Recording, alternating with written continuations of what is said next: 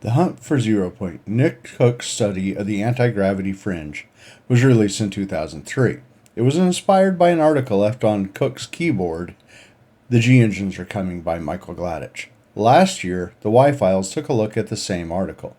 Neither outlet delved further into who Michael Gladych was. Mike Gladych is the one man that provides connections between virtually every fringe topic. Yeti, UFOs, the Hollow Earth, MKUltra, anti-gravity, and HAART, to name just a few. And what else?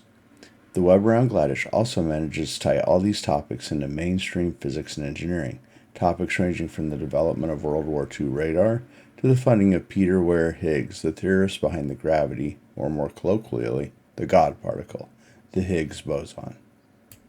Tonight, we begin the first thorough exploration of the man who was Michael Gladych. This is the Gladych Files. Hey, what's up, dude? I'm looking at Michael Gladych again. Is it interesting? Yeah, this guy. So he was in World War II, but he won all these Distinguished Flying Cross, Silver Star, and that's just from the United States. And he flew in 5 different air forces. I thought it was 4. No, it was 5. So Actually, it was 5. before we leave off with Mike's military history and jump into Mike's tech writing and Project Artichoke and anti-gravity, we need to look at one more wartime escapade incident. It'll be important. Turns out Mike had siblings. One was named Jan, and the other was named Stan. Hadn't thought of that before. Hey, giraffe with a crab, pig in a wig, hi, bug in a mug, yak with a pack. And the other one was named Stanislaw. They'll both have their own episode here in a while. But at the end of World War II, everyone assumed Jan was dead. Jan was the youngest sibling. He'd stayed in Poland, and he'd fought with the resistance up until the September 1944 uprising against the Nazis. After that, Jan wasn't seen, and everyone assumed he was dead until just after the end of the war, Mike received a Red Cross postcard. And the postcard was eerily worded, partially because Jan only had 25 words to use. Now, Mike grew up in Poland and had fought off Soviet raiders in the contested border space for years and just assumed that this might be a trick to try and get him into a Soviet POW camp after the war. But also it was his little brother, so it was a chance he didn't want to take. So in the space of an afternoon, he exhausted all of his bureaucratic channels. Nobody was answering their phone. And so he wasn't going to get Jan out by asking. And Mike set about to do what Mike did best. He faked everything else. His uniform didn't have any insignia because he'd faked his way into the United States Air Force.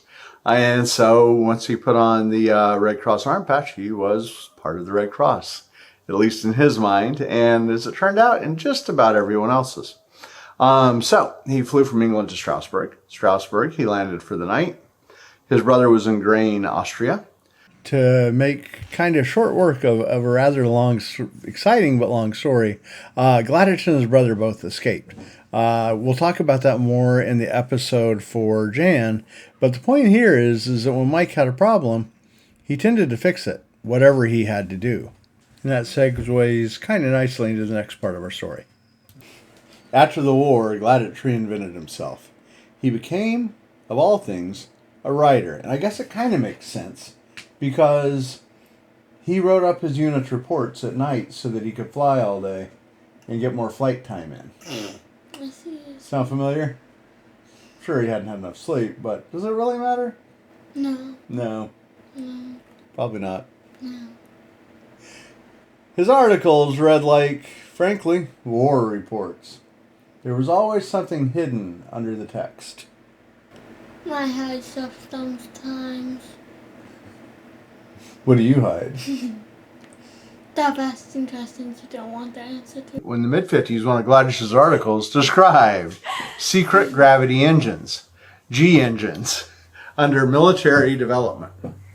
His sources were the Gravity Research Foundation, a Massachusetts think tank where physicists, inventors, and dreamers. One of those dreamers was Agnew Hunter Benson Jr., a North Carolina industrialist who poured his fortune into electrogravitics. He worked with engineer Thomas Townsend Brown, the man who swore high-voltage capacitors could lift themselves against the Earth's pull. Brown's daughter, Linda, would later insist that her father's disc really did fly, and that military men came and took the prototypes away. Agnew's cousin, Henry Benson, took the family curiosity in a different direction. He performed gland transplant experiments on himself. And that's not too far off character because he was named after the grandfather who had his elbow bone excised in the Civil War, saving his life. Agnew Hunter Benson Jr.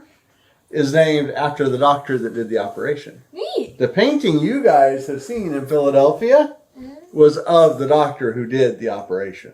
Neat. The fringe is everywhere.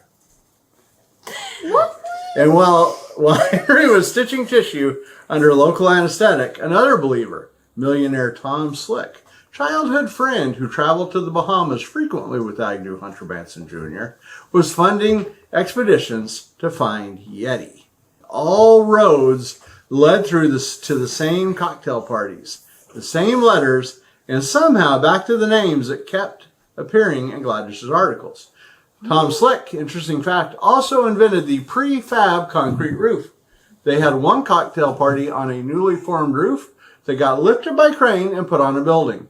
Neat. As the cocktail party wore on, everyone realized that what they had forgotten to do was install a set of stairs. They had some more cocktails and waited for ladders to arrive. True story. We need to go to those cocktail parties. We need to go to a better class of cocktail parties. Gladish's bylines show up everywhere these figures intersect. Anti-gravity, Hollow Earth, Operation Artichoke. By the 60s, he drifted to California, Palm Desert, where Townsend Brown's daughter and even the son of UFO author William Moore were all neighbors in the same sun-baked cul-de-sac. So, the fighter who once forged Eisenhower's signature to rescue his brother ended up sparking a generation search for gravity control and secret physics? Maybe he did. Maybe the G-engine was never real, but the stories he told were powerful enough to make thousands believe it was. In the Gladych story, history and myth orbit so closely they nearly fuse.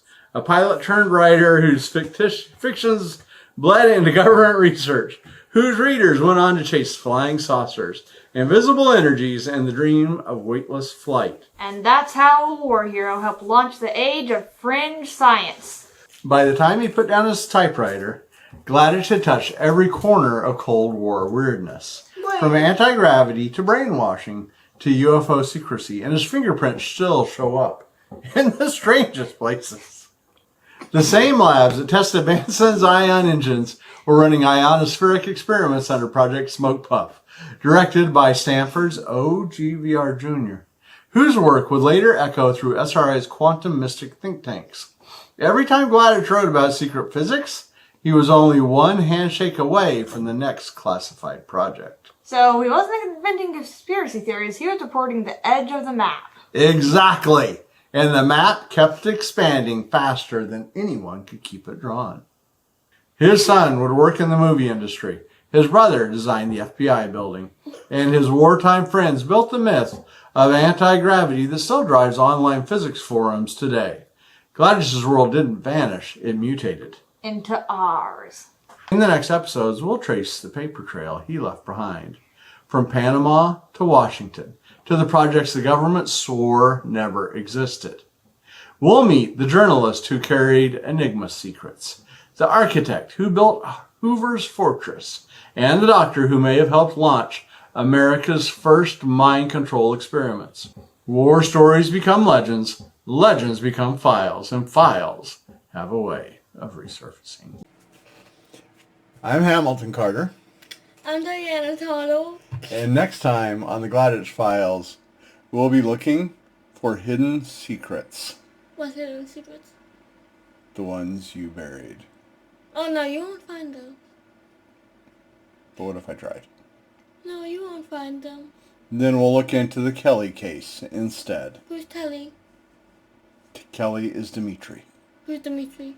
Dimitri is the guy that went to Panama. Where's Panama? The place Gladych took Dimitri. Oh shit, but who's Dimitri? What?